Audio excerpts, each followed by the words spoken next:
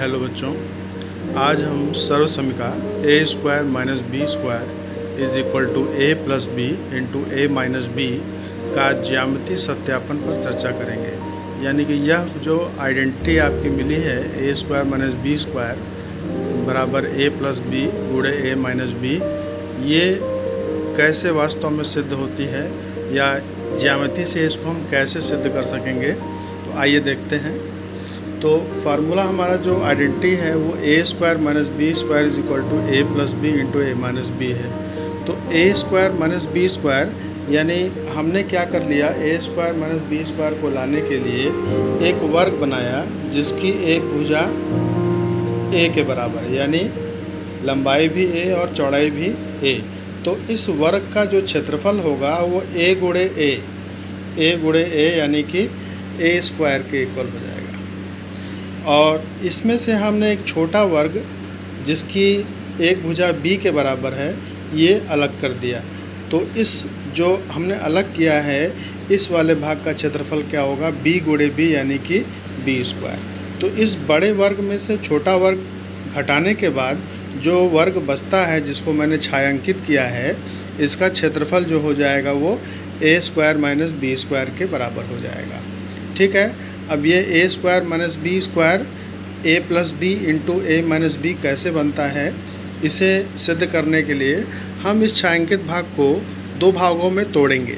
तो यहाँ से हमने एक डॉटेड लाइन खींच दी और इस छायांकित भाग को दो भागों में बांट दिया, जिसमें से एक भाग आपका आयत बन रहा है जिसकी लंबाई ए और चौड़ाई क्या हो जाएगी, ए माइनस बी। ए माइनस बी कैसे आया आप समझ सकते हैं, पूरी लंबाई ए थी क्योंकि ये वर्ग है, तो जो लंबाई ये होगी वही लंबाई ये भी होगी। तो a में से हमने b को माइनस किया तो ये लंबाई बची a माइनस बी। तो ये जो हमारा आयत बना इसकी लंबाई a और चौड़ाई a माइनस बी, इसको हमने आयत नंबर 1 दे दिया। और दूसरा जो आयत नंबर 2 बना है इसकी लंबाई a माइनस बी हो जाएगी, क्योंकि पूरी लंबाई यहाँ से यहाँ तक a थी जिसमें से हमने b को माइनस किया था, तो बच गया a माइनस बी। तो ये लंबाई हमारी a माइनस बी और चौड़ाई इस वर्ग की भुजा के बराबर, यानी कि ये चौड़ाई क्या हो जाएगी b। तो जब हम 1 और 2 को प्लस करेंगे तो क्या मिलेगा, आइए देखते हैं। ये हमारा जो वर्ग आयत 2 था इसकी लंबाई a माइनस बी और चौड़ाई b थी। इसको हम अगर हम घुमा देते हैं तो लंबाई a माइनस बी और चौड़ाई b इस प्रकार से हो जाएगी। और जो हमारा फर्स्ट नंबर का आयत था उसकी लंबाई a और चौड़ाई a माइनस बी थी। अब हम दोनों को मिलाएंगे, यानी हमने आयत 1 और आयत 2 को मिला दिया। तो मिलाने के बाद आयत 1 की लंबाई a थी और आयत जो 2 था उसकी चौड़ाई b थी। अब इसको लंबाई के समकक्ष हमने रख दिया तो एक नया जो आयत बनता है इसकी लंबाई a प्लस बी, यानी ये पूरी लेंथ क्या हो जाएगी, a प्लस बी के इक्वल हो जाएगी यहाँ से यहाँ तक।